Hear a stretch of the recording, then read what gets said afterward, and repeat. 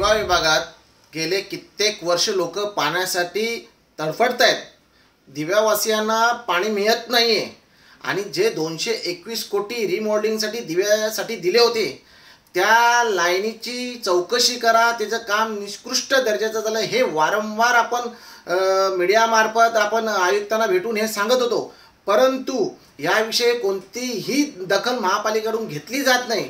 आपण पाहाल तर 221 कोटीच्या ज्या रिमॉडेलिंगसाठी लाईनी टाकण्यात आल्या त्याचं पहिली जी लाईन फुटली ती विकास म्हात्रे गेट येथे फुटली की जेव्हा मुख्यमंत्री 7 जूनला ते 221 कोटी रुपयाचं जे भूमिपूजन होतं रिमॉडेलिंगच्या लाईनीचं त्याच्या एक दिवशी अगोदर ही रात्री लाईन फुटली होती। त्याच्यानंतर आगासन रेल्वे फाटक इथे लाईन फुटली होती आणि तसंच आज रात्री 12 वाजता गणेशनगर येथे ही पाण्याची लाईन फुटलेली आहे आणि लाखो लिटर पाणी वाया जाते। तरी आमची शिवसेना उद्धव बाळासाहेब ठाकरे या पक्षाकडून मागणी आहे की ह्या ज्या लाईनी टाकण्यात आल्यात याची चौकशी झाली पाहिजे आणि त्या अधिकाऱ्यांना आणि ठेकेदारावर गुन्हा तात्काळ दाखल झाला पाहिजे।